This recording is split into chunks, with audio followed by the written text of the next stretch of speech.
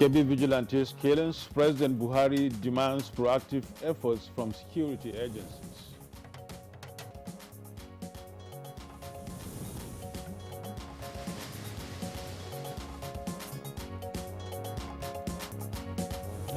Senate rejects court order, insists on amending Electoral Act, as House rescinds decision on 3 women-related amendment bills.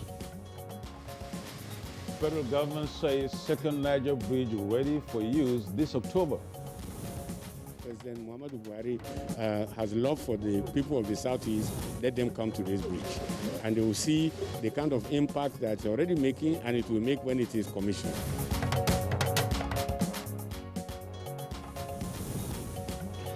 On Good Morning Nigeria today, our conversation is on the NTA 2020 oil and gas industry audit reports.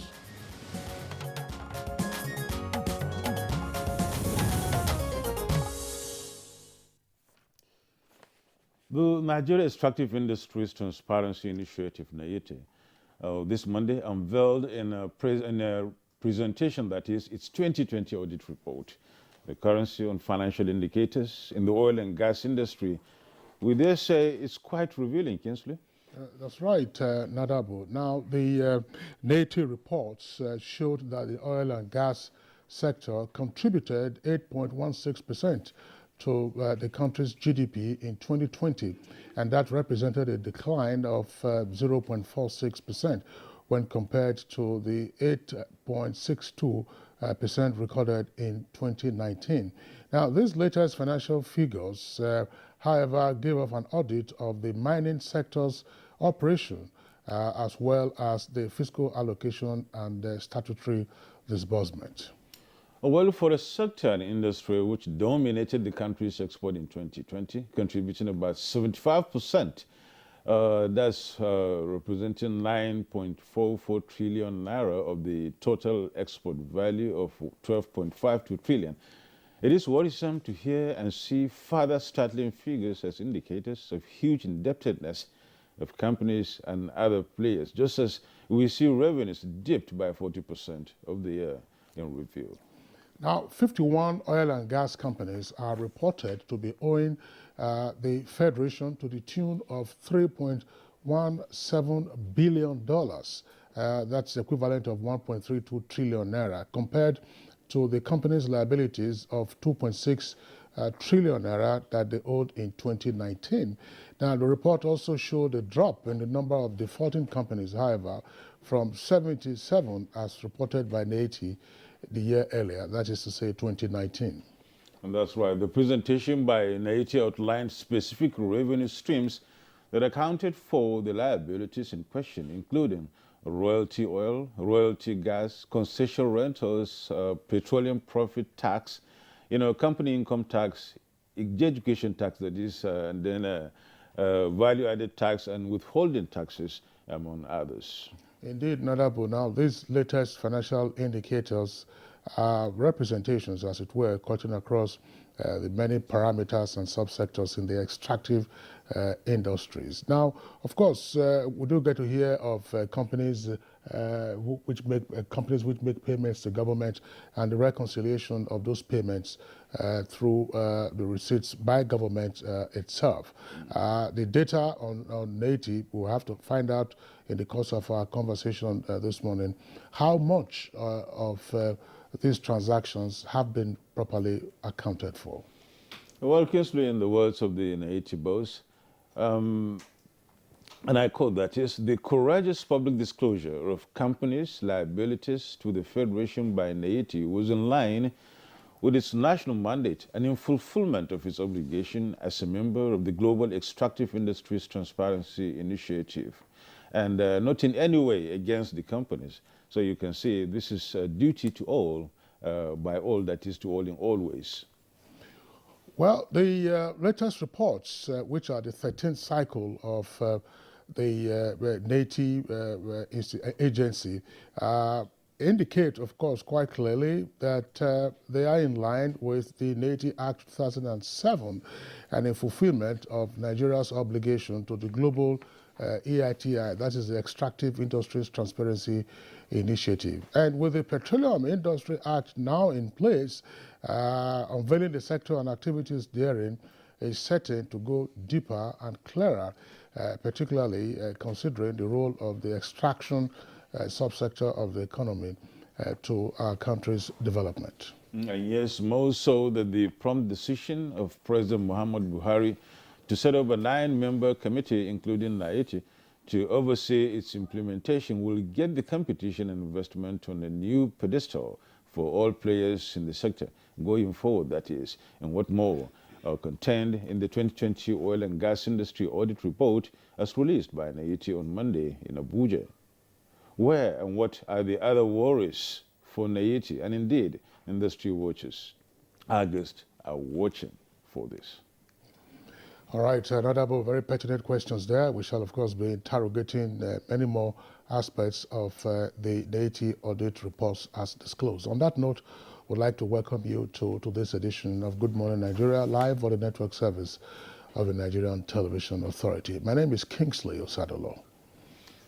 And I'm Yusuf Nadabu Usman, joining Kingsley to welcome you also. Don't forget we have a complimentary segments as usual, and then we are going to serve them to you when the time comes. For now, here is Dennis Adegunloye with the morning news. Good morning, Dennis. Good morning, Nadabo. Welcome back from your leave. And good morning, Kingsley. Good morning, Nigeria. Here's the morning news. President Muhammadu Buhari has expressed sadness over the brutal murders of several vigilante members in Kebbi State by bandits who ambushed them in the Sakaba Wasagu local government area of the state. The president describes the level of criminality as shocking, while assuring Nigerians that everything will be done to tackle the issue decisively. While extending sympathy to the families of the victims, the president calls on the security forces to be more proactive and redouble their efforts in order to frustrate the operational plans of the terrorists before they even launch attacks. Meanwhile, President Muhammadu Buhari has approved the appointment of Dr. Gaydom Ferdinand Dumbari as project coordinator for the hydrocarbon pollution remediation project under the Federal Ministry of Environment. Dr. Gaydom holds a Doctor of Philosophy degree in environmental geology with over 20 years experience in the conduct of impact assessments and baseline studies of brownfields and greenfields. He is also an expert in remediation project management and has consulted with the United Nations Environment Programme, UNEP, on the environmental impact assessment of Ogoni land. Dr. Gaydom is a member of the Nigerian Mining and Geosciences Society and a chartered environmental geologist. A statement issued by the Director of Press, Federal Ministry of Environment, Shazia El Mohammed, says the appointment is for 4 years with immediate effect. Now, more Nigerians continue to celebrate Vice President Yemi Osinbajo as he turns 65. Ogun State Governor Dapo Abiodun and the Secretary to the Government of the Federation, Boss Mustafa, were among those who paid a visit to the Vice President's office to felicitate with him.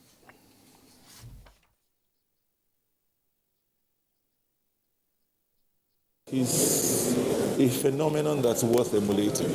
He's the one that we Yorubas refer to people of his life as an Omoluabi. And those of us that are younger than him also want to take those kind of steps that will allow us to be referred to as an Omoluabi. The president described him as a true and loyal partner in this enterprise of running this nation. And I believe so much in that he has done very well and he has done incredibly well. The Constitution confers on the legislature the right to make and amend laws, and therefore court orders cannot prevent it from carrying out this constitutional function. This is coming from the Senate as it responds to the ruling of the Federal High Court restraining the National Assembly from amending the new Electoral Act 2022.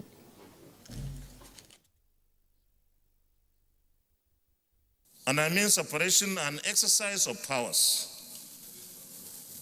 The judiciary, under no circumstance, can stop the legislature, the National Assembly, from performing its legislative duties. I think the argument you have raised is valid, but this one will present in court to discharge that order. We cannot sit and appeal on a matter that's already been given an order in court. If the judiciary will simply say we are not to consider this and that, and we obey those kind of rulings, that's anarchy. Well, the House of Representatives has rescinded its decision on 3 gender-related bills, which were among those rejected during voting on the Constitution Amendment bills. The 35% affirmative action, citizenship and indigenship bills have now been recommitted for reconsideration. There are issues arising therefrom, and the House, in its wisdom, has decided to take a course of action for the good of the country. Ebonyi State Governor David Umahi says he will appeal the judgments of the Federal High Court, Abuja, that sacked him and his deputy from office over their defections from the People's Democratic Party, PDP, to the ruling All Progressives Congress, APC. I'm still the governor of Ebonyi State, and he has no powers to remove me. But let me say to the nation that there is a need to look at the integrity of our judiciary, because I already have, a judgment in my favor, and he has no powers to remove this me that was brought by the hands of God. In the meantime, Senator Ademola Adeleke is declared winner of the Osun PDP governorship primary election held at the Osogbo Township Stadium. However, a parallel primary election by a faction of the party also took place in the state capital.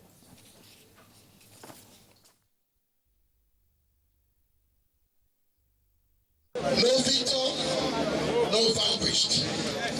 We are all winners. Let's go for PDP. The Nigerian embassy in Bucharest, Romania, says Nigerian students from Ukraine who wish to remain in Romania for a while can contact the embassy for accommodation at either the University of Bucharest or Babes Bolyai University. Statements by the embassy confirm that accommodation is available at Cluj, Napoca and Bucharest. Interested students are advised to contact these numbers: 40749 335 927 or 40786 091 964. The federal government says the second Niger Bridge will be ready for use in October this year. Minister of Works and Housing, Babatunde Fashola, disclosed this when Chief of Staff to the President, Professor Ibrahim Gambari, and the Minister of Labour and Employment, Dr. Chris Ngige, visited the site in Anambra State to ascertain the level of work done so far. President Muhammadu Buhari has love for the people of the Southeast. Let them come to this bridge, and they will see the kind of impact that it's already making, and it will make when it is commissioned. They will complete the eastbound link, I think, on the 15th of March, and the westbound link on the 2nd of April. So plus or minus a few T's to cross and I's to dot, this project will be completed this year. Well, those are the news highlights for now. Good Morning Nigeria continues after this break with Nadable and Kingsley. Good morning.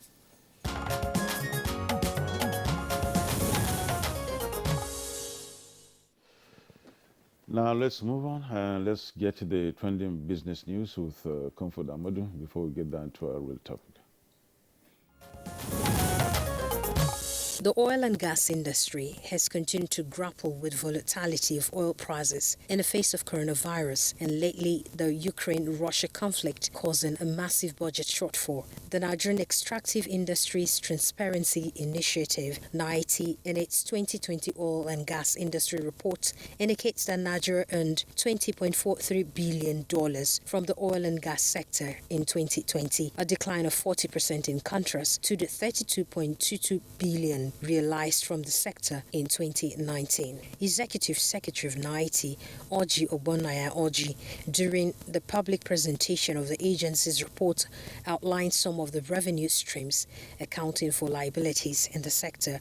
On remittance to the Federation account, he says the sector remitted $14.65 billion, while crude oil production in 2020 was at 646.7 million barrels, a 12% decrease when compared to the 735.24 million barrels produced in 2019. While the value of the crude exchange under the direct sale and direct purchase arrangement was $6.7 billion. On gas production, the subsector contributed more than $1.5 billion to the Federation account, with a total gas production at 3.01 million cubic feet in 2020. He urged defaulting companies to remit all revenues being owed the government towards rebuilding the nation's infrastructure.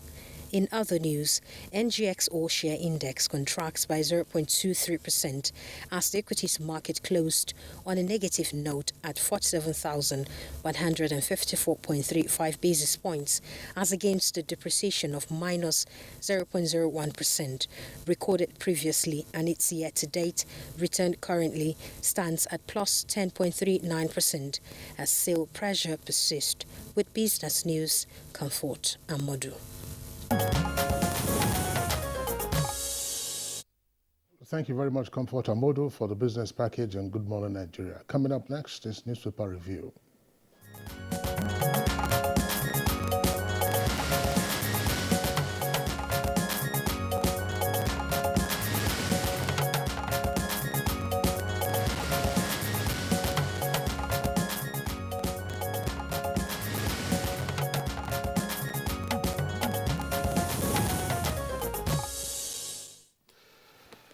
Guess we have about 3 papers here this morning, Kingsley. That's right. We'll have the Nation, the Pilot, and the Punch. And the Punch. So let's see what's on the Nation newspaper here, the headlines.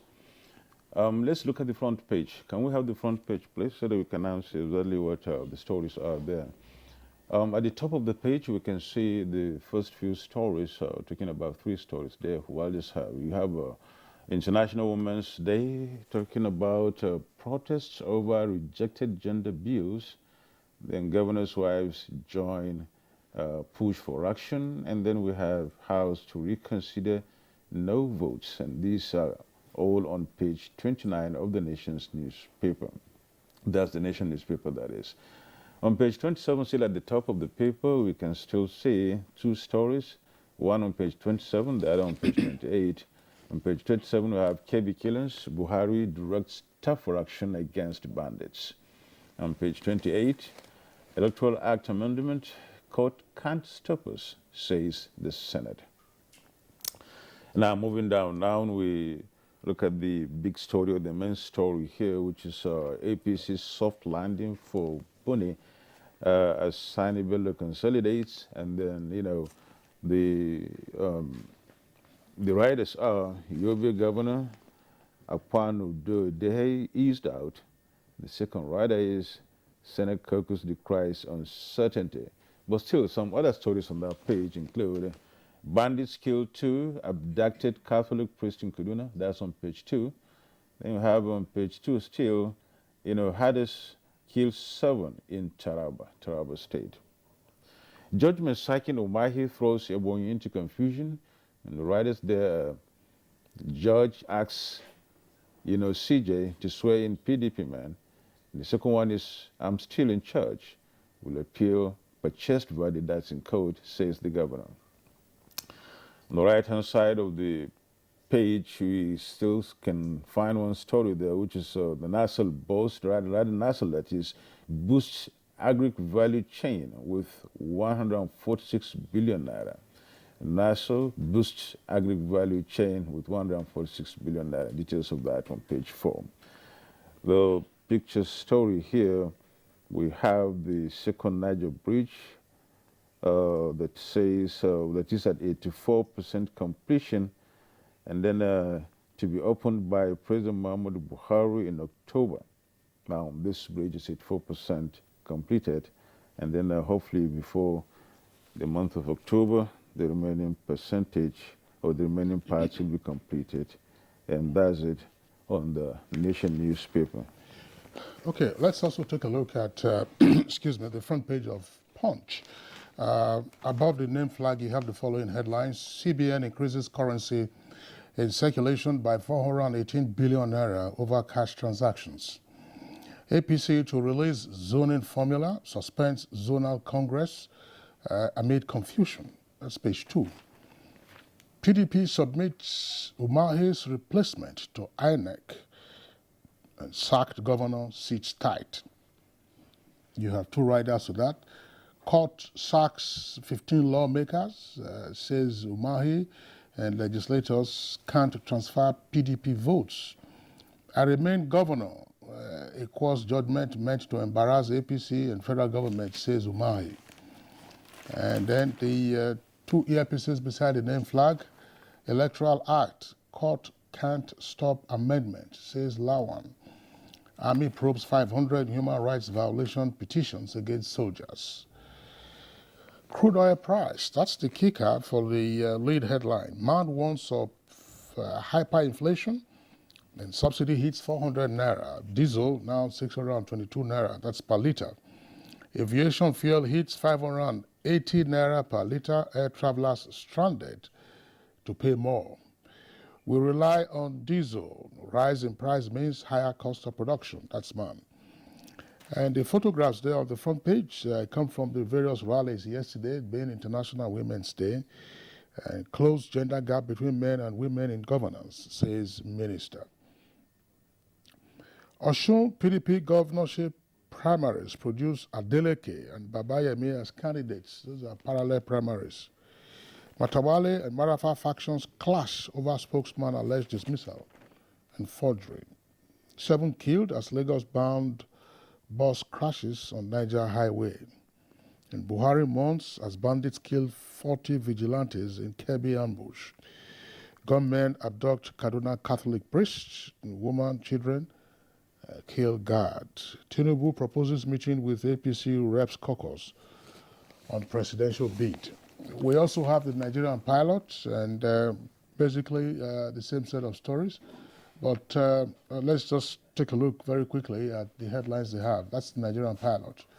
International Women's Day. Buhari says women can't be deprived for long. APC crisis. We won't resign until we hear from Buhari, says Akpan Udo Edehe. That's the APC story there on page 7. Sacked. That's the headline for that. Justice Inyang Ekwo of the Federal High Court sacks Ebonyi State Governor and Deputy. Also sacks 17 members of Ebonyi Assembly for dumping PDP for APC. Governor Mahi says he's still governor. Declares judgment null and void. As PDP submits names of Uduma Agariwe and Udogu Fred as governor and deputy to INEC. Bandits, well, that says bandits kill of, that's a typo there. That's 60, reporting 60 vigilantes killed in Sokoto, and President Muhammadu Buhari is mourning. Reps to reconsider 3 gender bills as governors' wives join protest. Senate rejects court ruling on Electoral Act amendment. And then Russia-Ukraine war, oil price hits $130 per barrel. And IGP, that's Inspector General of Police, orders evacuation of exhibit vehicles from stations nationwide. And federal government releases 10 billion naira to speed up work on presidential wing clinic. Second Niger bridge set for commission in October. That's according to the Chief of Staff, Gambari. Oh, well, the killings are back again, of course. Taraba, Kebbi, Kaduna, and the court issues, as you may think, at least campaigning time, of course, politics is just around the corner, so these things are back again. Well, they're back again. Let's begin with the tragedy in Kebbi, where vigilantes were ambushed by bandits. Yeah. The numbers are conflicting. The Punch is reporting 40, and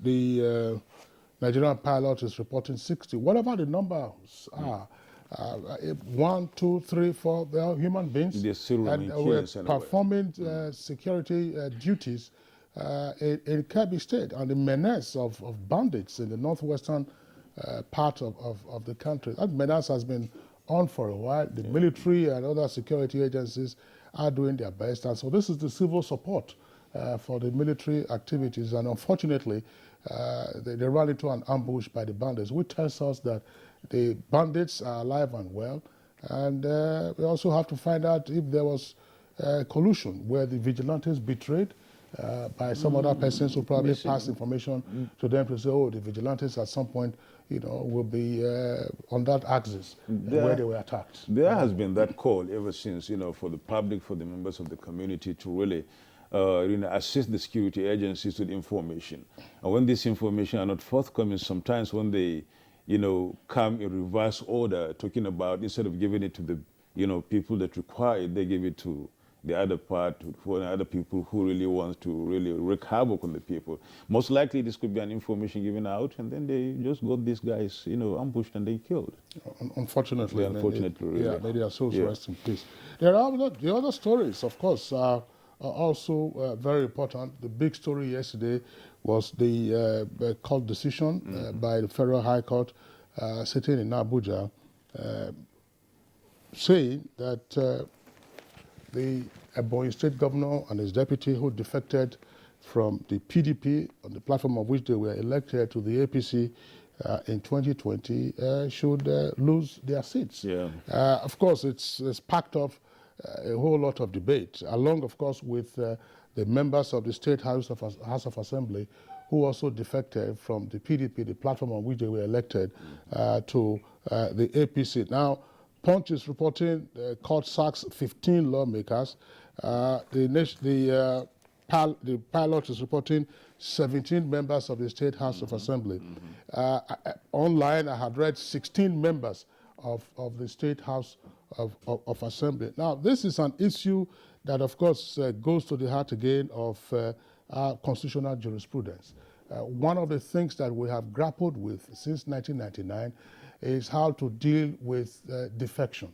Now, for the Houses of Assembly at the state and also at the national level, the constitutional provisions are pretty clear that members of the legislature, federal or state, may defect from the party on the platform of which they were elected to another party, depending on the occurrence of one or two circumstances. If there is a division in the party, that's one, or that party on the platform on which they were elected had merged with another party. It had become one of the legacy parties, ceased to exist, X, Y, Z. So on that account, you do not, of course, lose your seat. Otherwise, if those circumstances do not arise and you defect, the constitutional provision is for you to lose your seat.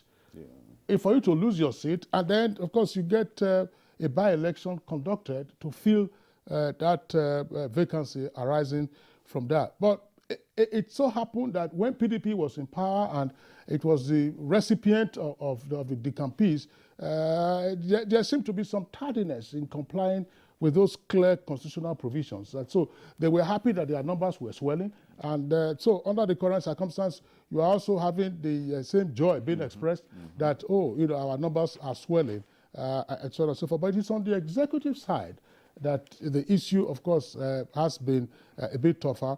And the argument that there is no constitutional provision relating to that is one that the judge, in this particular case, Justice Iyagekwo, has addressed on the basis of the pleadings by the parties before it. And the clear argument is as follows, because if you recall, Nadabo, the governor of Zamfara, Matawale, also decamped. He was elected on the platform of the PDP, and this, of course, followed the fact that APC, which had won all the elections in that state, was deemed not to have been a bona fide participant in the election. So he along with PDP members, then, of course, stepped into the shoes, being the first runner-up, as it were. But he then defected to the APC. The PDP went to court A court in Guzo, that's the capital of Zamfara, held, and I found that a bit curious, with the greatest respect to His Lordship, to say that these were pre-election, post-election matters, and that if they were pre-election matters, they should have taken the case to an election tribunal. Certainly, I didn't see how that arose. And then the Lordship also heard that was in February this year, that there was no infraction of the Constitution by Matawale in decamping from the PDP to the APC. But the one that was given yesterday in a boy by the Federal High Court judge sitting in Abuja, Justice Inyangekwo, followed a number of arguments by the PDP that, namely, you were elected on this platform, you moved over to another party, and the core of the argument is as follows. The Supreme Court itself has held that the votes in an election belong to a political party, not to an individual. So if you have now left the party on the platform of which you left, you cannot transfer those votes from the PDP, for instance, to the APC. And so if you go, you forfeit all the rights, so you become an individual citizen to pursue whatever other ambitions you have. So that's what has affected the governor and the deputy governor. But as I said, this is a court of first instance, and we're going to see how that plays out. They, of course, relied on what happened in Kogi. You remember the Kogi election? The Kogi case. Yes, when Audu died in the course of that election. And incidentally, it is one of the provisions being considered for amendment to the 1999 Constitution in the course of this fifth iteration. It's really an unfolding story now, and that's why it begins anyway, and so many arguments are going to come up there. Yeah, but another point that we should also stress, there ought to be some restraint when reacting to decisions of courts. Name-calling, insults, or even innuendos as to whether a judgment was purchased or otherwise without proof, it's insulting to the third arm of the government. There are ways you can, when a decision is given, as the court pleases, your rights have not been extinguished, and those rights include the right of appeal. And that's it. Thank you so much for that analysis, Kensley. You're watching Good Morning Nigeria. We'll now take a break. We'll be back in a moment with the main package of the day. Stay with us. 157-kilometer Lagos-Ibadan Railway is the first double-track standard gauge railway to be built in West Africa. The Mobolaji Johnson train station is a masterpiece, an infrastructure that is gradually becoming an iconic building in Lagos State. The modern facilities put the station on a world map of train stations. Likewise, other new train stations across the country built to world-class standards. The train and its convenience is indeed an admirable effort, with commendations from Nigerians. This is a station that we have to commend the federal government for putting a beautiful face, empowering us in Lagos State, not only in economic and political arena. I can say that I'm really impressed with the infrastructures in place. Kudos to the Minister of Transportations. Kudos to the federal government. Truly, good things are coming out of Nigeria, and the federal government is deserving of all the applause. In the course of praying for peaceful and transparent elections, we all have duties beyond prayers. If we want a stable society before, during, and after the elections, what should you be saying to those that worship with you? All Sundays and all Fridays, you are saddled with the responsibility of bringing up good generations. It is therefore your duty to both man and God to ensure peace all the time.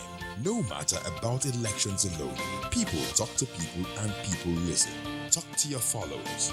Make them listen to ensure peaceful 2023 elections. This message is from the National Orientation Agency.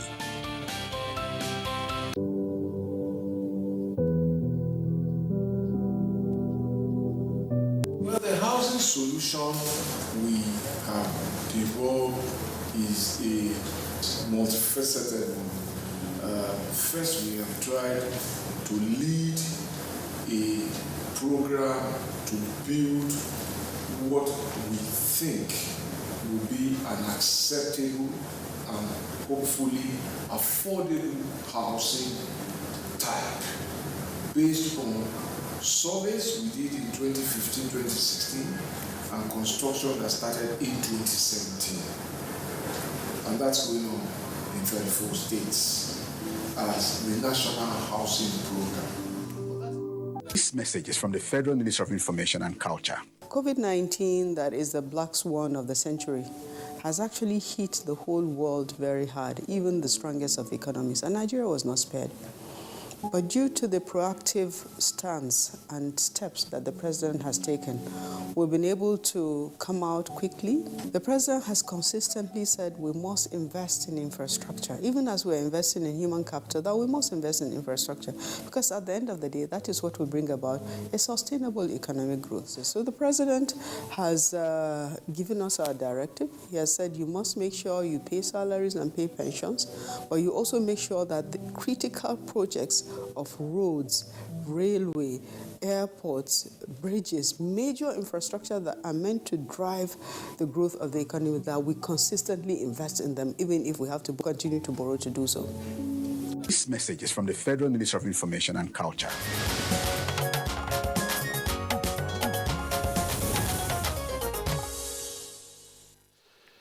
The Nigeria Extractive Industries Transparency Initiative says a lot in the 2020 oil and gas industry audit report released on Monday in Abuja. Now here is Benny Adams, a teaser that is on as a prompt for us for the conversation before we get started.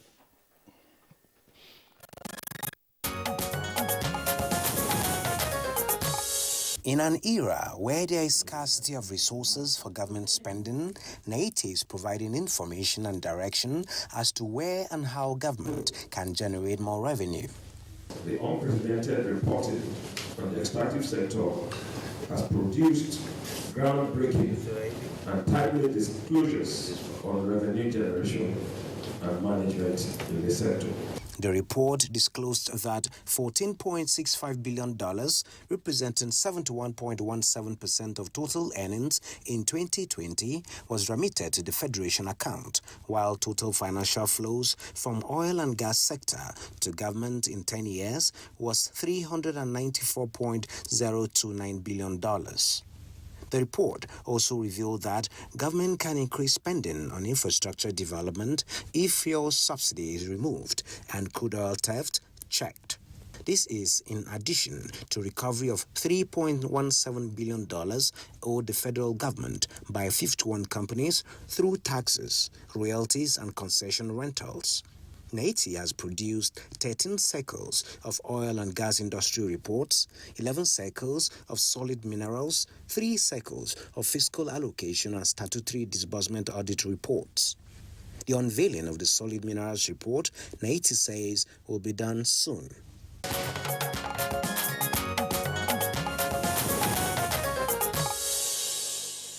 Thank you very much, Benny Adams, for that backgrounder. With us in the studios now to drill further into the reports published by NTA on Monday this week, let's welcome the Executive Secretary of NTA, Dr. Orji Ogbunaya Orji. Dr. Orji, pleasure to have you this morning. Thank you very much. Good morning, Nigerians. Thank you for inviting me. All right, let's also welcome Faith Nwadishi.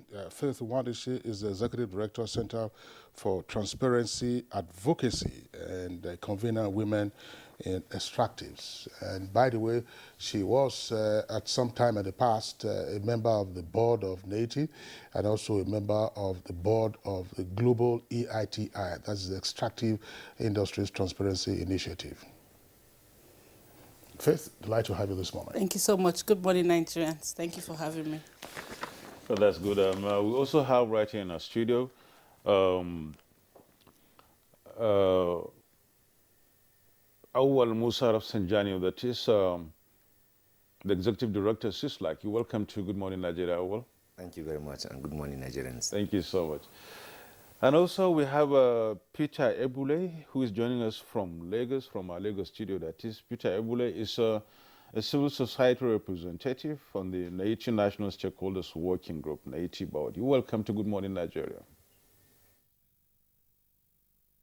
Good morning, and thank you for having me. Good morning, Nigerians. All right. Once again, our delight to have all our guests with us for to this conversation. Let's begin by taking a broad look at the reports, the three sets of reports that NTA unveiled on Monday. The Executive Secretary, we have seen some of the numbers in our reports, in our business report as well as in the background. What do these numbers speak to? Is our extractive industries, any heavier, or are they getting sick? Well, thank you very much for this opportunity. I think the job of NIT when Nigeria signed into the Global Extractive Industry Transparency Initiative in 2003, began implementation in 2004. And supported all right, Dr. Oji Ogunoyoji, we'll have to pause you. We understand that there's some audio challenge with you, and of course, you will not be shocked by this because you are a veteran broadcaster yourself, and for those who do not know, for many years he was State House correspondent for the Federal Radio Corporation of Nigeria. So the audio will be sorted out shortly by our engineers, if they are in here, so that he provides the link for this conversation to start. But while that is being sorted out in terms of his audio, let's bring in Faith Wandishi, who herself is familiar with the processes of NATI reports as well as the linkage between NATI and what the EITI principles and standards mandate. Faith Wandishi, tell us, I mean, you are familiar with this business. What is it that we are looking at? Thank you so much. We're actually looking at a country that is run by revenue that you get from the extractive resources. And when you talk about the extractive resources, you're looking at revenue that you get from crude and gas, solid minerals like we have in Nigeria. So we're looking at the linkage between the revenue and the level of development that you have in a country, and also linking it to citizens being able to use the same information to hold government accountable. You know that these resources are held on behalf of citizens. So the utilization of the resources, how it's come in and how it goes out, citizens should be aware of that, and that's the role of NATI, putting it out there, reconciling documents and revenues from government and companies, and putting it out there for citizens to interrogate. Now, the duty of NATI is to let citizens have access to this information. The duty and responsibility of citizens and civil society organizations especially is to take that report and interrogate it, bring out salient questions from the report, and begin to hold government agencies, government officials accountable for the kind of reports that we're getting. And over the years, and I want to say that over the years, NATI has always done this. We have seen the reforms with the Petroleum Industry Act that we now have. We have seen reforms that is coming into the sector. We have also seen that because of the reports that we're getting, we are now generating even more revenue from the solid mineral sector. Before the NATI reports and all of that, not a lot of people paid attention to what is happening to the solid mineral sector. Now they have gone beyond revenue generation from the oil and gas, solid minerals. They have also now gone to what they call the Fiscal, Allocation and Statutory Disbursement, looking at where these revenues go. And it's very interesting. It's just that at this stage, I feel that Nigerians have this information within their purview, but they have not been able to open that information and use it, utilize it in the way that they should use it. And that's the whole essence of NATI and EITI, ensuring that citizens understand that they have a role to play in the management of the revenues of the natural resources. But that's a core mandate, really. And then if I should really take it over from Dr. Oji and then bring it over to you, the question Kinsley posed earlier on, talking about how NATI has fared in this regard. Has it been performing very well, really? Yes, not only that because I'm a Nigerian, but I sat on the international board for 6 years representing Anglophone Africa. Twice, Nigeria got the Best Implementing Country Award. Nigeria was also the very first country in the EITI history that had a legislation on the EITI. And then the EITI has been evolving. When the EITI started, the EITI, it's more like an experiment that is happening. When it started, there were no rules, but eventually they came up with what we call the EITI rules. From the EITI rules, by 2013, we started having the EITI standard, and we have had 3 standards. There was the 2013 standard, 2016 standard, and now the 2019 standard. You see, because of the participation of civil society, because of the participation of citizens, it is improving, and Nigeria has been in the forefront of ensuring this improvement. Now, I've talked about the legislation, I've talked about Nigeria winning the award as Best Implementing Country.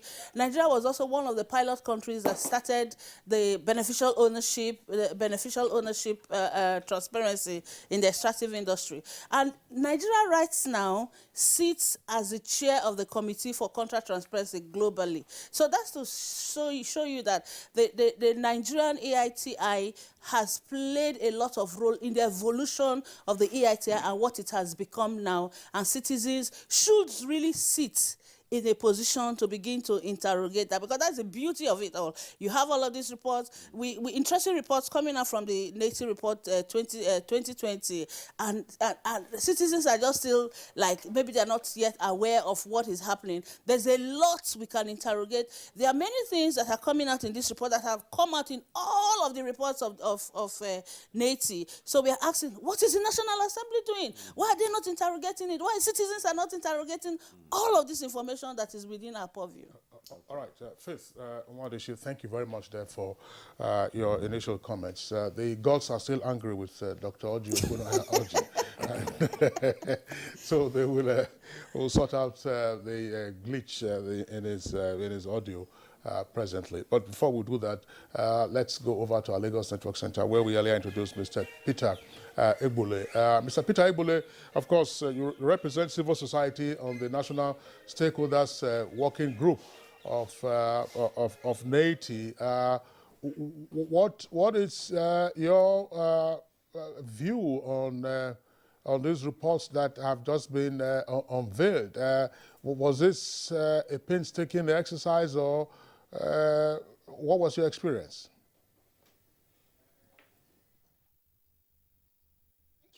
Very good question. It was really painstaking, and I must tell you that it is one report, and that is the practice, not just the 2020 report, but all the report that NATI had published. It goes through a lot of painstaking process. Let me also tell you that even before the commissioning of the audit agencies, there is a stakeholders engagement that determines and agrees on the template. And this meeting with all the stakeholders include both the companies, the civil society organizations, and also the government entities. So we agree on the template. So after agreement or agreeing on the template, you move over to getting the initial reports. Those reports are validated. Whatever information we get from the payers, we corroborate it with what we get from the receivers. They corroborate. Both parties sign off on that and agree that those information are correct before publishing. So whatever you see has gone through that rigor of not just gathering, but the information directly from the receiver and the payers, but also making sure that they sign off, all the covered entities sign off on those figures on that report. So it is a very strong information. Is a report that we can all depend on, rely on. It is very rigorous, and I must say you, it's something that Nigeria should depend on.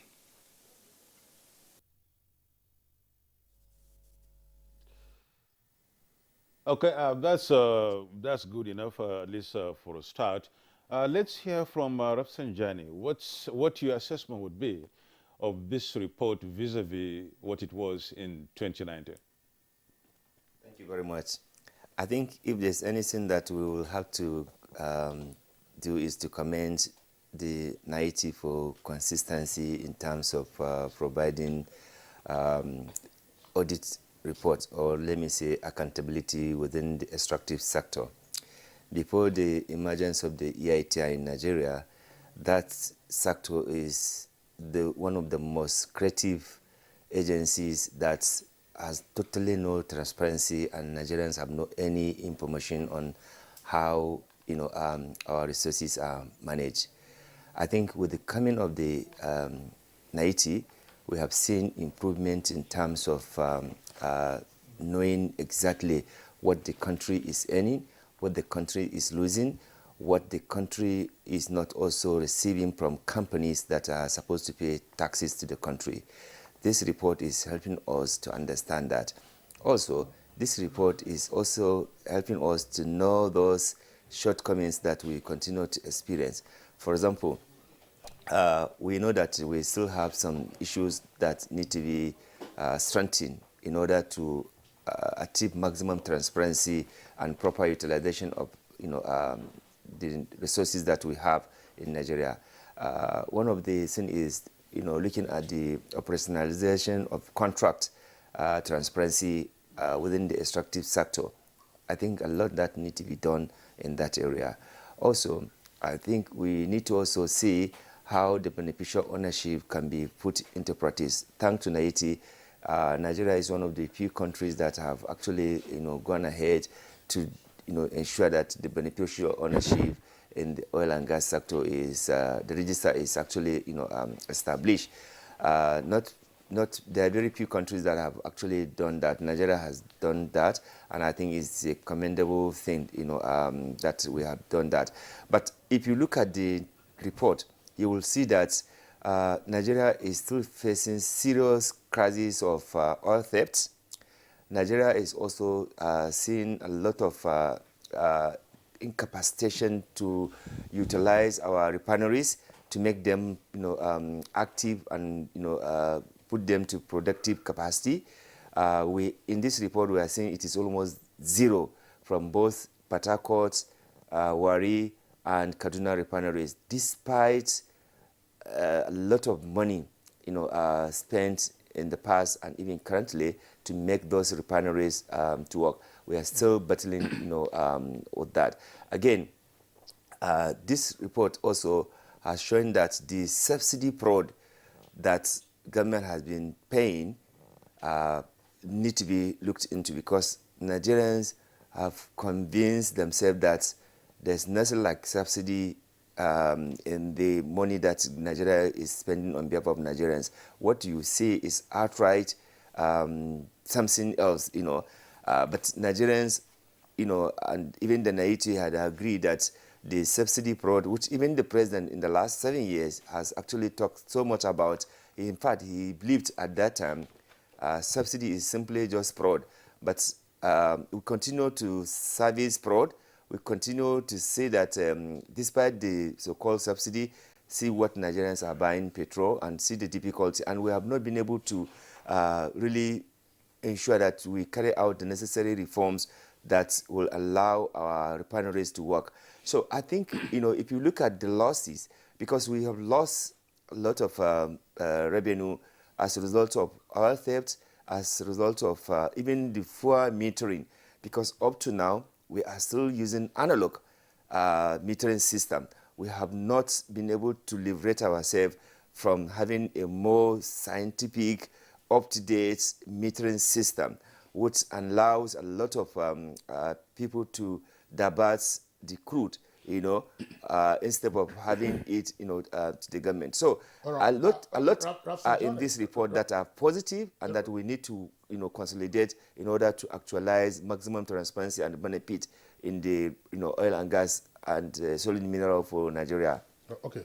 Rafsanjani, thank you very much.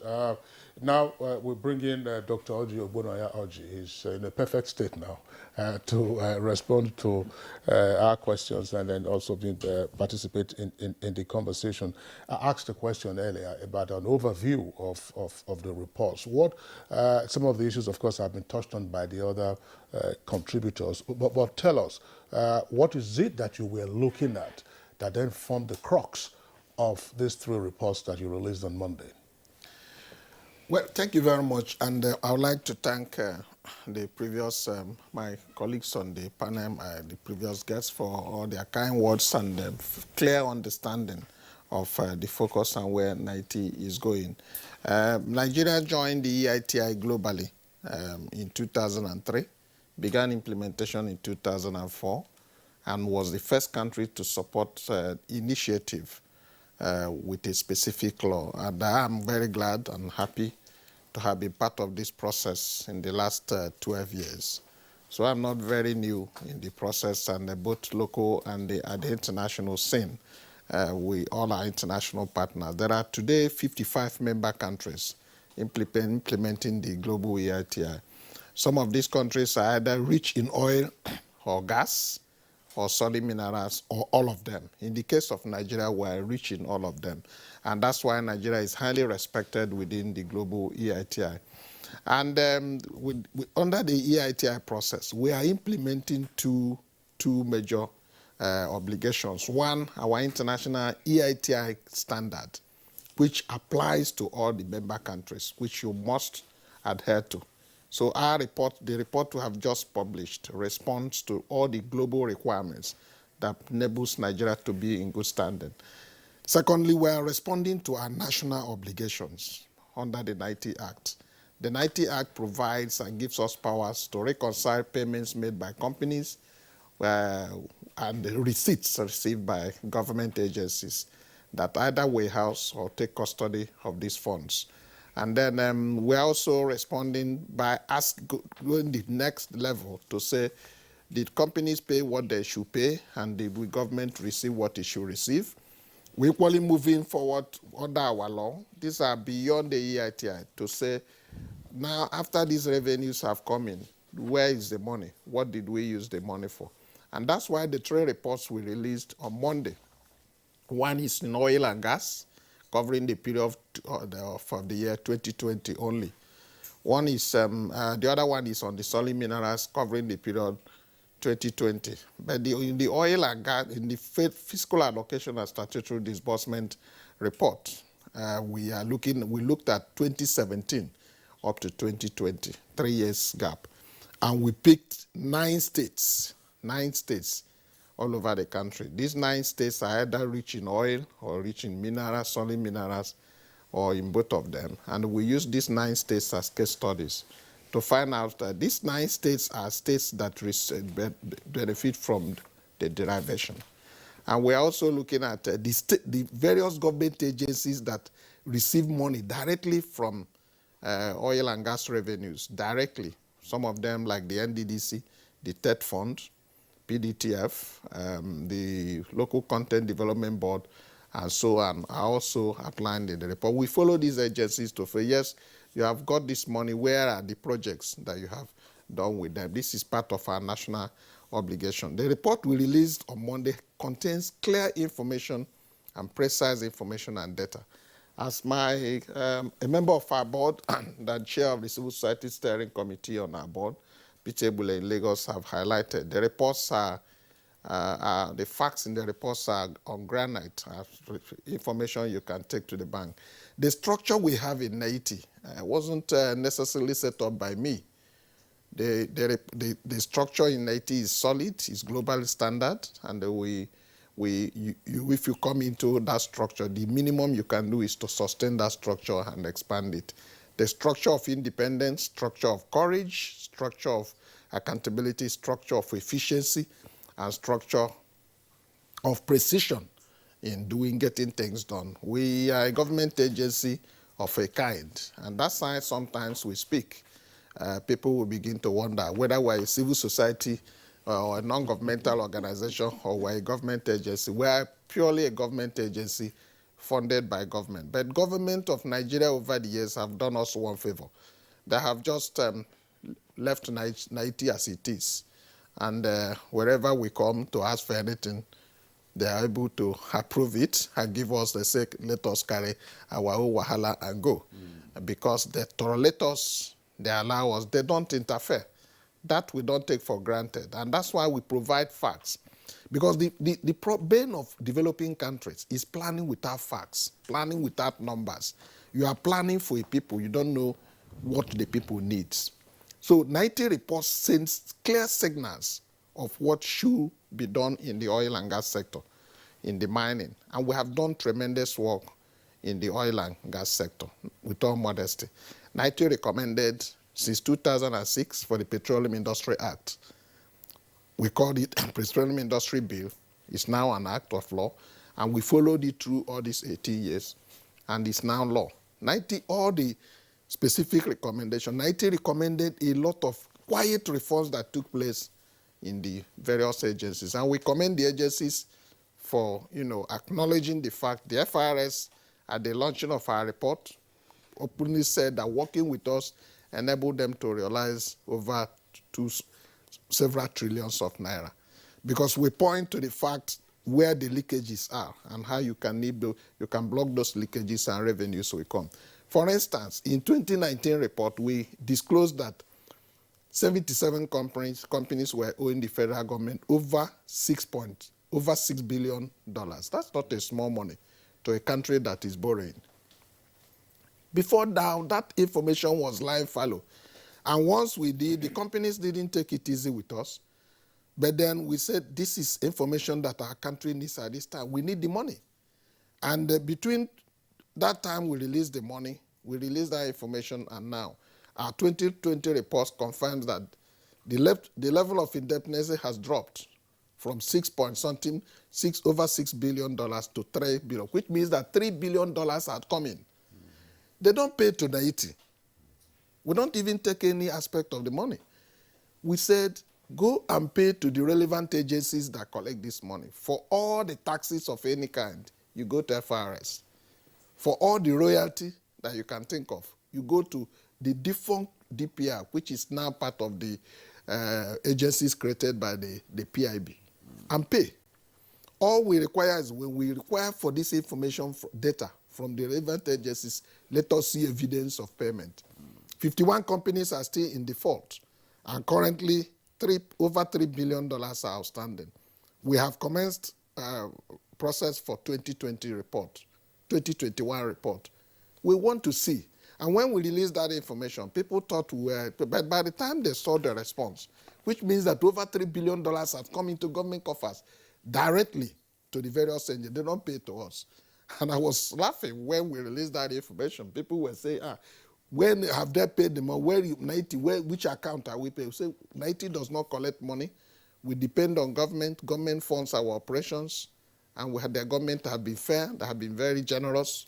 All the government, this particular government, has been very, very generous to us. This is the first time I announced it. How do you ferret out this information? We generate this information by, 90 does not manufacture data.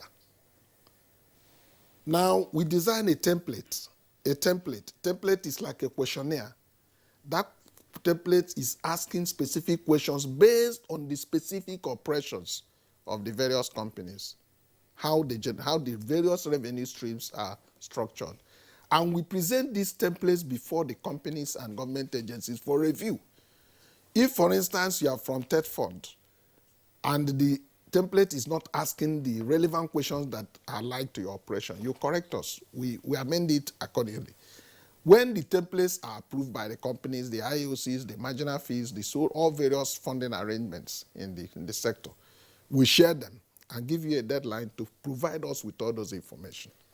We share the same thing with government agencies that collect the money. We share the same information with the agencies, the companies that pay the money. When the informations have come in, we now go to the field to verify the information that have been provided. Based on the information we have found, if any of the information is wrong, we interrogate it. And by the time all the information, we go to another area level of validation, where the companies come and the government agencies sit on a round table with NTA to say, you said, for instance, Shell, you said you paid $1 million on royalty. Who did you pay to? Oh, I paid to, I keep calling DPR, default DPR. And the DPR representative shows proof of receipt. If there is any argument over the payment and the receipt, if, for instance, you paid $1 billion and you receive less, we want to know why. If you receive more, we want to know why. If you received the same. That means we have reconciled. But any other argument, we take it further. That is what we do to all the agencies. By the time we finish, we find out what if government paid, what companies paid, and what government received are all in alignment. If there is any variance, we pursue it and we report it as such. If it is difficult, and that's what we call unreconciled revenue. You paid me, you said you paid 1 million and I received 700,000, which means that 300,000 is outstanding. Where is it? Because all the companies and agencies are aware that NITI is coming to check. Records keeping keeps improving.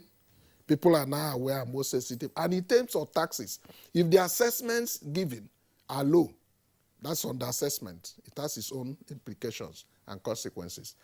If it's more, that's over-assessment. So because we have a template based on law, on provisions and regulations, what the assessment should look like. So it's a very painstaking job. By the time we have finished this draft report, all the agencies in terms of oil and gas for 2020, 69 companies participated. Each and every one of them will sign that the information and facts provided in the report are complete. If there are areas you couldn't provide, you couldn't answer our questions, and you have no other proof to do within the audit window, you'll sign. That's why it's a very painstaking exercise. And that's why nobody contests NITI report. Because NITI report is agency driven. It's companies and agencies driven. It's multi-stakeholders. The civil society oversight this under our board. And by the time the report is out, our board made up of companies, the civil society, the government agencies, and industry experts. They reconcile, including zonal representatives that represent the 6 geopolitical zones of the country. They sign and endorse the report. Nobody can influence the report, not even me, the executive secretary or chairman of the board, because the structure is there and the structure is globally approved. That's how it happens. And by the time we release our report, we expect the civil society, the citizens, the media, like what we are doing now, and government to be able to use that information and ask informed questions. It is in that process that reforms will happen. And it's only when reforms take place that impact can come in. And we are almost there in the oil and gas, because the Petroleum Industry Act, which is a product of our engagement, will change the total architecture, the total environment for the better of how the oil and gas industry will look like. Okay, Dr. Oji, thank you so much for that explanation. Let's hear from Rafsanjani exactly, because you said the civil society are part of this whole exercise, talking about transparency. Rafsanjani, how much eye have you put on this very process? And then what really came out of it? Are you really in tandem with Dr. Oji and NITI in this regard? Or are there areas you think NITI it's still or needs to look at? Okay, thank you very much. Let me say, without being immodest, that the success of NITI largely is as a result of the support, the partnership, the collaboration that the civil society have continued to provide to the EITI process and the NITI process, right from inception, when even the country was legislating the NITI law. Civil society were at the forefront of advocating that to the nation.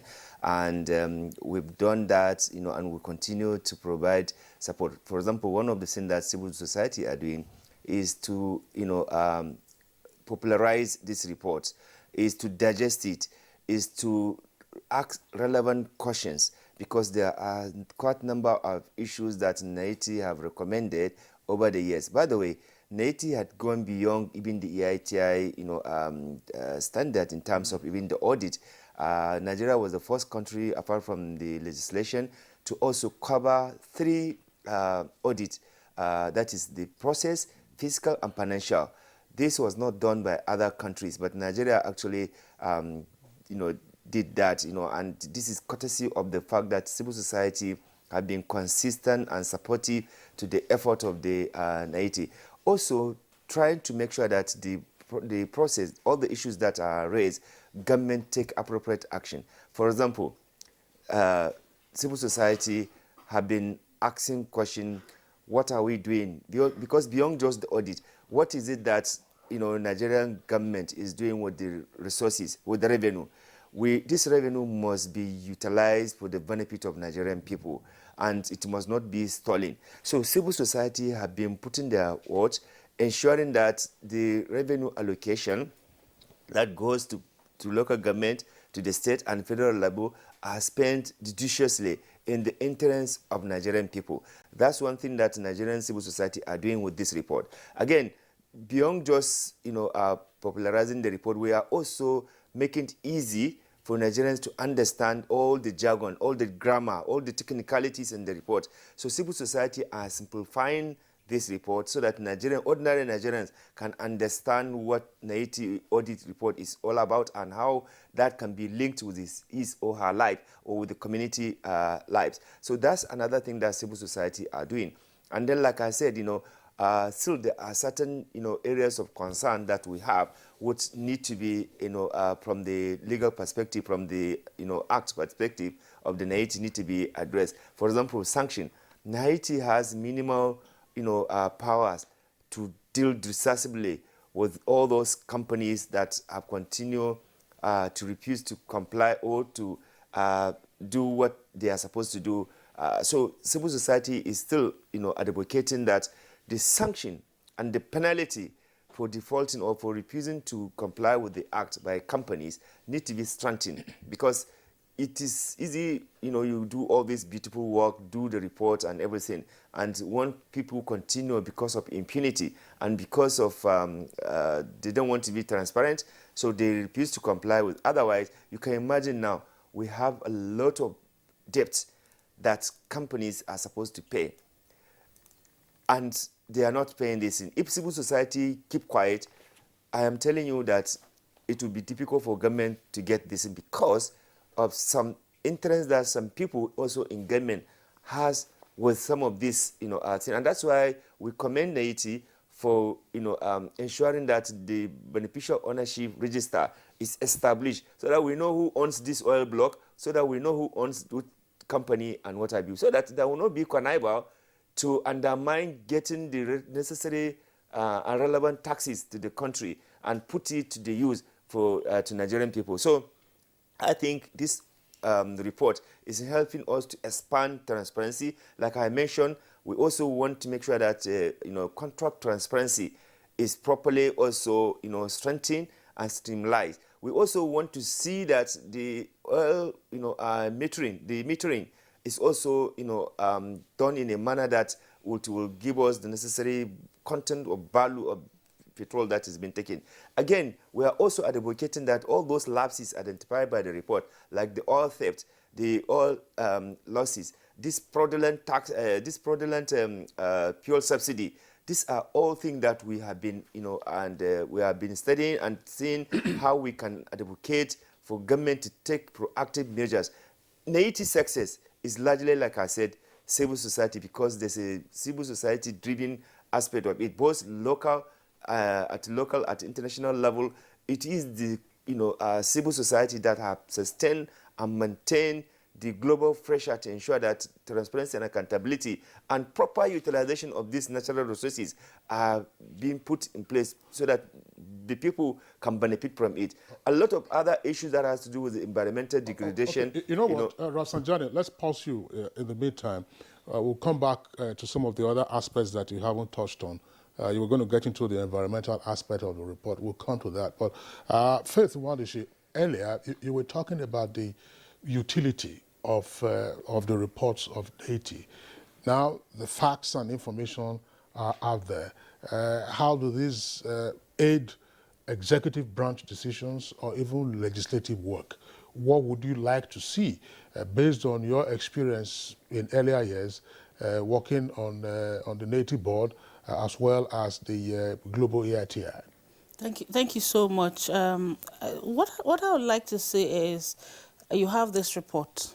I would expect the executive invite the board, NTA board, to do a presentation to the executive and point out the areas of their recommendation. And I expect that the executive will take these recommendations very seriously. The same thing with the National Assembly, the committees that are particularly in charge of the oil and gas, solid minerals, and of course, revenue in the country. At a time, the National Assembly was not really in tandem with what the NTA report and NTA itself was all about. But you see that progressively, they're beginning to understand the role that NTA is playing. Take the FASD, for instance. That's a very important report because this other report talks about where the revenues are coming in. It's talking about the process. And the Nigerian report itself is very unique. It's different from every other part of the world. EITI is particular about financials, how revenue is coming and who is collecting what, reconciliation. But NTA from the onset, started doing process, doing fiscal, and then, because for you to get the revenue, the amount, you need to know what volumes were sold to get that amount. You also need to know what processes went through. You have laws that outline the processes you must go through before crude is sold and money comes in. So NTA is looking at the entire value chain of the extractive industry, with why the EITI is looking at the financial reserve. And that was what even brought about this terminology, EITI++. Nigeria contributed to that. So when you have this kind of robust experience and process in a country, the executive should take it seriously. And then the National Assembly, on the other hand, because they are representatives of the people, should look at this report very seriously. Now, it took us a lot of time as civil society to get the EITI process to begin to look at even environment, to look at gender, to look at contract transparency, and look at beneficial ownership. There was a time in this country there was this uproar about who are the real owners of the companies, who are the faces behind all of this, and what kind of contracts do you sign? Now, one beautiful thing about contract transparency is that citizens are able to see that contract and begin to remove the responsibility of company and responsibility of government. There's a lot of times so much responsibility is put on company because of corporate social responsibilities. Some of these things are not part of the contract agreements. And then you also have a time where countries are giving incentives to companies. Now, what the executive should do is, if we have laws, policies in the country, for instance, that is giving too much incentive to a particular company because you want them to come to invest, the EITI reports will give you a kind of advice. Because we had a meeting with top executives. I mean, when I say top executives, high-ranking CEOs of oil and gas companies and solid minerals companies, who gave a list of 10 acts that they, as companies, are asking from government on what they want to do before they come for investment. And some of these tax holidays and tax incentives are not part of it. An EITI report will give you such recommendation that you as executive can act. Yeah, exactly. Yes, that's an NTA report. Will give you such recommendations that will do that. And then, for instance, let me give you a very typical example from here. At community level, host community level, there's also this agitation about who are the companies employing. If you go to this report, it gives you data about the statistics on who they have employed.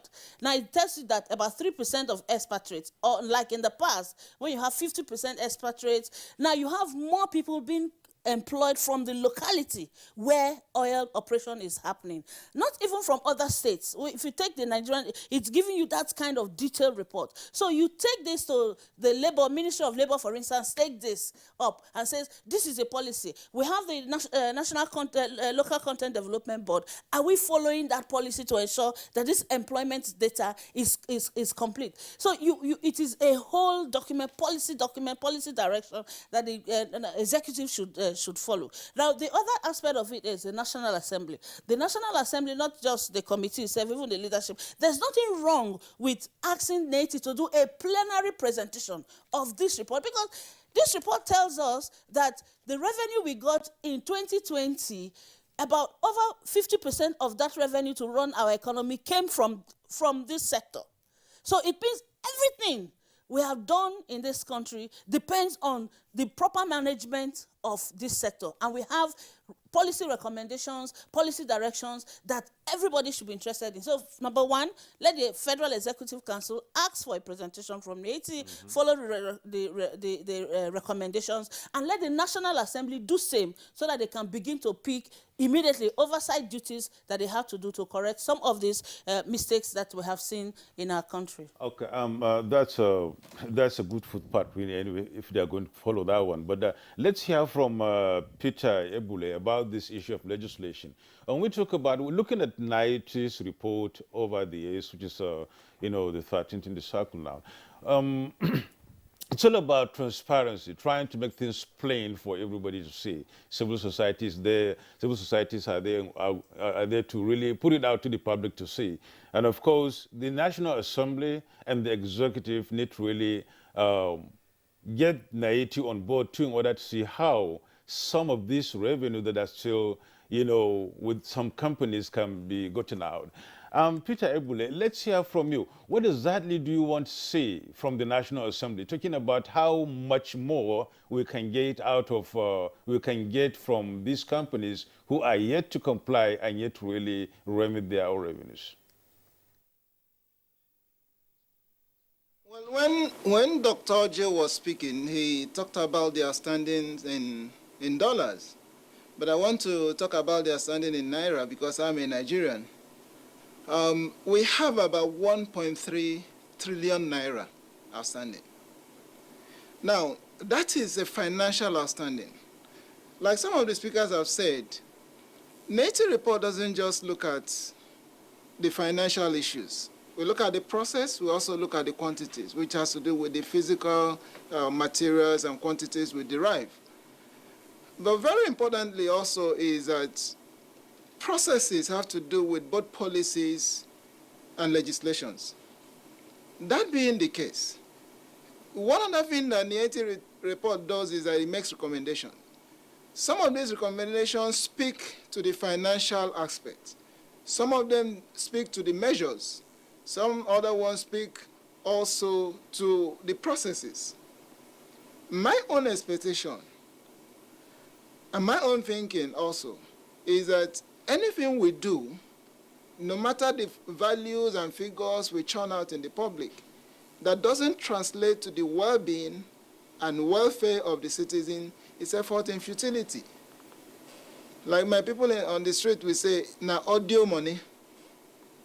So, and I expect the government, both the National Assembly and the executive, their own interest is the welfare and the well-being of the citizens. There has been a lot of talk on infrastructure development here and there. We're looking for money. We're having issue with China in terms of funding. But there's some money domiciled there. So those monies are domiciled because it's either the processes are not right to make sure that those monies move from the companies, the payers, into the government coffers, and from the government coffers to physical infrastructure on the street for the well-being and welfare of the citizens. So for the National Assembly, my own specific expectation is that they should look at the processes, at their policies, at their regulations. Are there some changes in some regulations that are very vital to make sure that these monies are not held up in some corners? Also remember that 1.3 trillion today cannot give you the same utility by next year. The value drops naturally. It drops. So it behoves on them to make sure that there are some, apart from the immediate oversight, call these companies to order. Call them to a meeting and find out, why are you owing?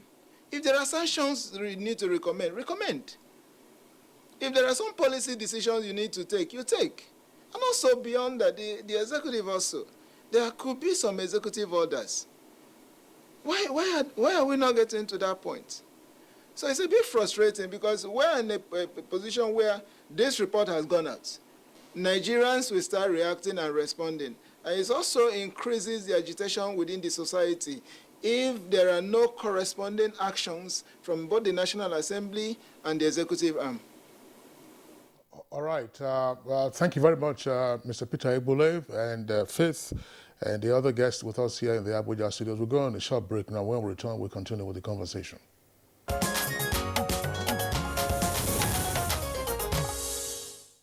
You're welcome back, and it's still Good Morning Nigeria live on the network service of the Nigerian Television Authority. We still have all our 4 guests with us for the closing leg of this conversation. Let's bring in again the Executive Secretary of NTA, Dr. Oji Ogbonoya Oji. Rafsanjani has touched on 2 or 3 aspects I would like you to also speak to in terms of the NTA 2020 report.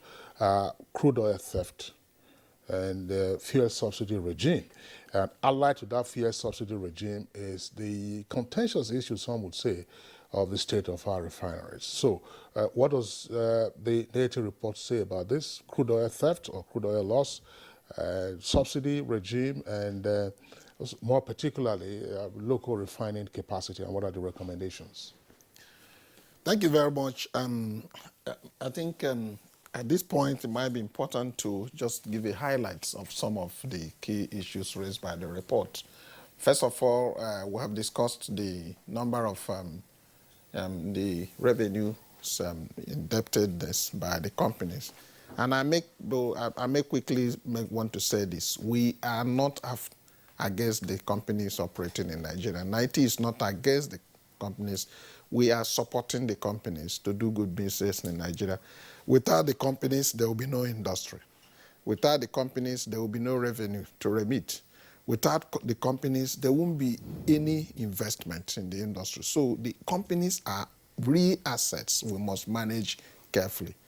But we are only asking that how they operate in other jurisdictions, they should also operate that same way in Nigeria. In other jurisdictions, nobody owes tax. You have to pay your taxes and levies, concessions, and respect the agreements. So we cannot be sleeping on our rights. NTA's duty is to bring this information to the public domain, and I'm glad the companies are responding from 77 to 21 to 51 that were owing. And I do hope that by 2021 report, the figure keeps coming that we want to get to a level where no company is owing. We don't need any company doing business in Nigeria to owe us taxes. That's all we're saying, because NTA will be here to bring it, and it will get to a point where if you don't owe, if you are owing, we will publish your name. Now he's just mentioning numbers. We don't want to get to that point. Government needs revenue, and morally, you cannot be asking for road, water, electricity, security when you are owing taxes. Good business environment. You pay your taxes, live to your obligation, and then expect the government to do its own part of. That's all we are saying. So company indebtedness is one area that was highlighted in the report. The other area is on oil theft. We have figures of what exactly has been lost, and we made far-reaching recommendations. And there have been insinuations in some ways that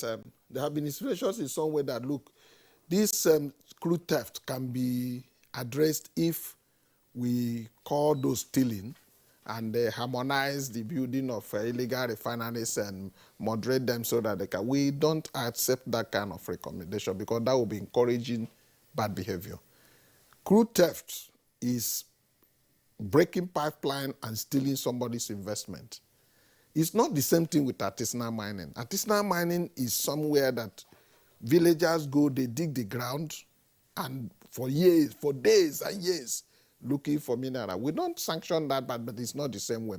And dig out either gold or diamond and sell, maybe to keep their body and soul together. They don't break anybody's pipeline. They only damage the environment. That's one area that we say, if we harmonize those kind of areas, then they stop damaging the environment, put them through training, they could be contributing to some minor revenue. But Dr. Oja, I'm not cutting you short here, but I just want to draw attention to one of your recommendations in this regard. Yeah. And that's talking about the companies should also work with the federal government to ensure the implementation of fiscal provisions in the PIA for the welfare and host communities, and thus strengthening responsibility for communal ownership of crude oil pipelines. Communal ownership of crude oil pipelines. Fantastic. That's where I'm getting to. Yeah. But you don't work closely with government by breaking pipelines that were already laid. And you damage the environment, you just scoop some crude, the half of what you are scooping, the rest are damaging the environment, creating a very, very hostile environment. So that's what we are trying to say. So secondly, we have specific recommendations on oil theft. which some of them you have highlighted. We can discuss these for a very long time. It's just a summary of what we recommended. Okay. The main report contains how this can be done. Now, we have specific information on how much we earned, over $20 billion. What we earned in 2019 and what we earned in 2020 was the epic center of COVID. 2019, we earned over $34 billion. This year, last 2020, we earned $20 billion. We have specific recommendations on our contribution, on the industry contribution to GDP. We have specific recommendations on contribution to employment. We have recommendations on how the sector can respond effectively to a new regime governed by Petroleum Industry Act. On subsidy, we have specific recommendations. We have, since 2006, recommended that subsidy should be removed. It was a very bold decision, courageous recommendation since 2006. And every year is getting worse. This year alone, 106 billion naira was paid as subsidy. I think subsidy is subjecting Nigeria to economic slavery. And right now, if you ask people how much they are buying fuel on the streets, and it's not available. Some are selling up to 800 liters. It couldn't be that bad if subsidy removed. But we are quickly said to add, government makes decisions based on gamut of information available to them. Government is concerned at what happens, how will supply be sustained, what will be the social impact. So we have no control over when, how subsidy. That's a decision government can make. But we are very sure that if we put in enough effort to make sure that our refineries are working, but if you remove subsidy immediately and then subject the destiny of our country to marketers, it is also dangerous. So, and the NTA is currently serving in the committee set up by the NNPC on the rehabilitation of the refineries. I'm not able to give you the specific status of where we are now, but a lot of work is going on quietly. When this idea came, the GMD spoke to me and requested that we send in a representative. Why? Because they think with us there, it won't be promises and promises without impact. We are serving in that a committee that is set up by the NNPC to oversee the rehabilitation of the 3 refineries. I think I'm not able, like I said, to give you the update of where we are, but a lot of work is going on. If we get to that level and the Dangote refineries come on stream, just some semblance of fallback situation. But for the government, we must, as citizens, give all the considerations that is required to free Nigeria from subsidy. The money we pay on subsidy is ridiculous and is something that is unsustainable. Secondly, we have specific recommendations on some pending issues, legacy issues that we are considering with the NNPC on a joint agreement, on a joint committee on remediation. And we have set up, we have revived the IMTT, Interministerial Tax Team, that will look at the gamut of the 16 recommendations we have made and send them. But I must say that the impact of NTA in specific terms is providing information and data that you require for national planning. And that's where I bring in the issue of the National Assembly. The National Assembly, all my colleagues on this panel have spoken very well, are doing quite well so far with NTA. As I speak to you now, there are 4 public hearings on our report that are slated to happen. One of them is on the level of indebtedness. The National Assembly, House of Representatives, set up a committee, ad hoc committee, based on the NTA report. That committee would have met last week, but for the constitutional review session that took the whole time of last week. So in the next coming days, there will be 4 public hearings, both in the Senate and in the House of Representatives. But they can do more because the specific role of the National Assembly is provided in the NTA Act.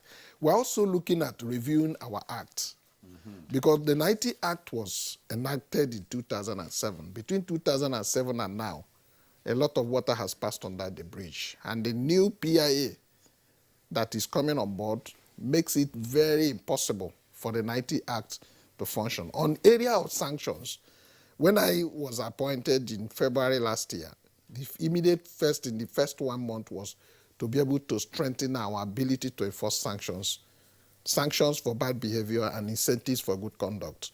We signed an MOU with the EFCC, we signed an MOU with the ICPC, and we signed MOU with the Nigeria Financial Intelligence Unit. As we release these reports will also immediately go to them.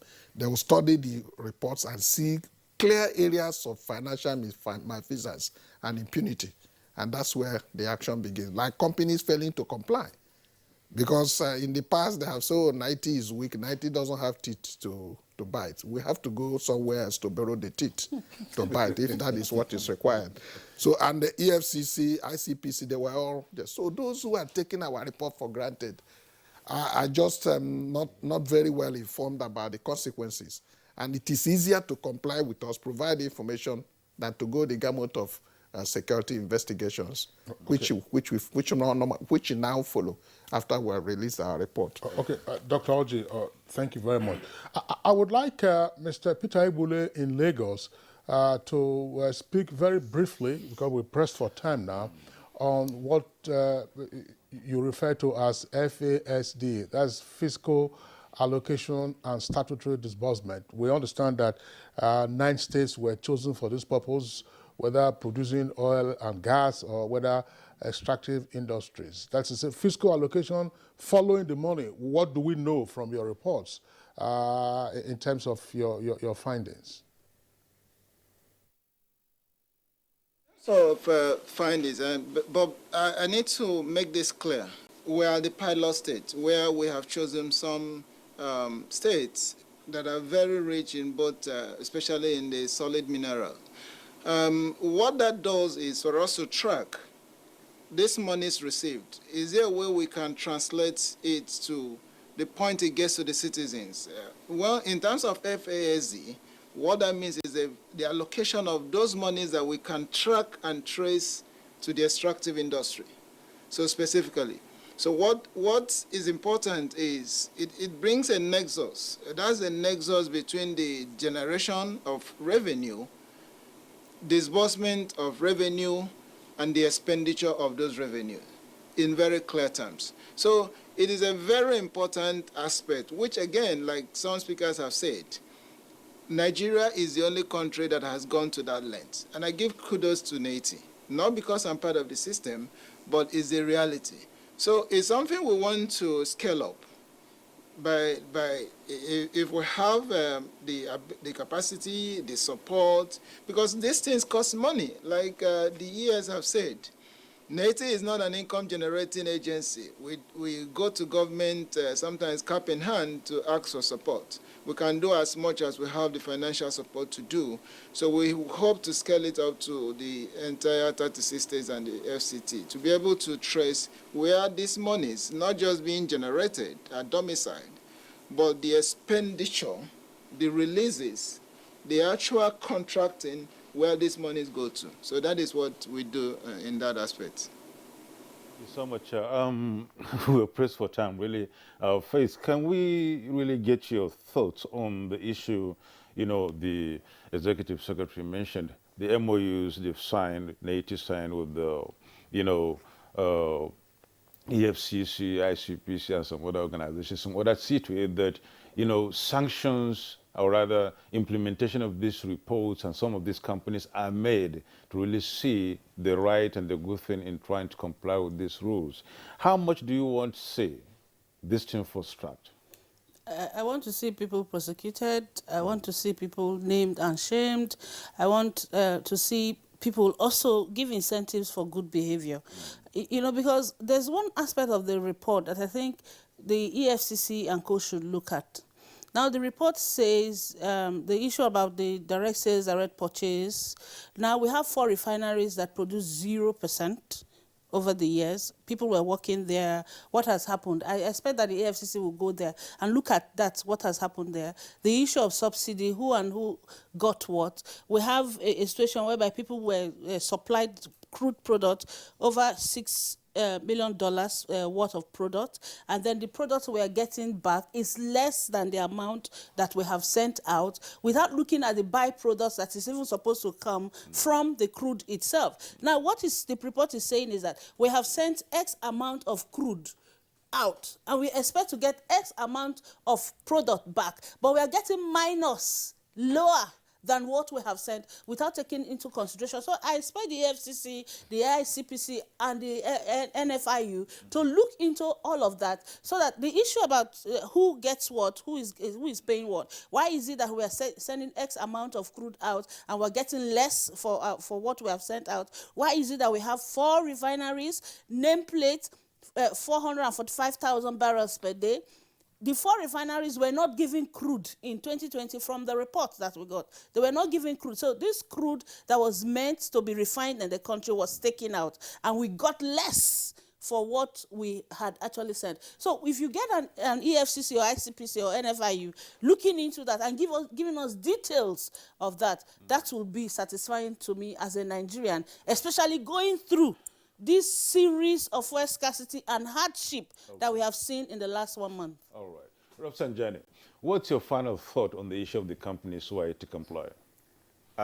My final take on this is that the lives of the people in the community where this oil is being taken, the destruction that they experience as a result of these activities of the companies must be properly brought an end, because you cannot be destroying the community. You cannot be making the environment completely inhabitant, and you think you are contributing. You are actually killing the people. So measures must be taken, and this report must cover that. The second thing that I also want to say is that the audit report must contribute to governance, transparency and accountability, especially as the government is talking about anti-corruption. There's no way we will continue business as usual if we are to really improve the way and manner in which the sector is being run. I think this is my final take. Okay. All right. Thank you very much, Rafsanjani. Dr. Oji, your closing thoughts, very briefly. Yeah, number one, in issues, making sure we translate this report to policy change, positive policy change. We have sent the report to the President. We have sent the report to the Secretary to the Government or the Federation. Sorry, we have also sent the report to the Vice President, Mr. Vice President and Chairman of the National Economic Council. We have sent the report to the National Assembly, the House and the Senate. We have sent the report to the Auditor General of the Federation. We have sent the report to the relevant agencies that we have collaboration with, anti-corruption agencies. We have also shared the report with the companies themselves. Then we have a 5-year strategy plan. Our job in oil and gas have gone very far, but we're moving more now into the solid mineral sector with full blast. And I think our 5-year strategy plan will chart a complete new way where the 90 will be heading in the next 5 years. Okay. All right. Thank you very much, Dr. Oji Ogbonoya. Oji, that, of course, brings to a close our conversation segment on Good Morning Nigeria to the Executive Secretary, NTA. Dr. Oji, thank you for being our guest this morning. Thank you very much. We also would like to appreciate Faith Nwadishi, who is the Executive Director, Center for Transparency Advocacy, and a former board member of Global AITI. Faith, a delight having you on Good Morning Nigeria. Thank you so much, sir. We also had Alwal Musa Rafsanjani, Executive Director, CISLAC. That's one of the notable civil society organizations in the country. Thank you for being our guest this morning. From Lagos, we were joined by Mr. Peter Egbule, who is a civil society representative on the National Stakeholders Working Group of NTA. We appreciate your time and your insight into our discussion this morning.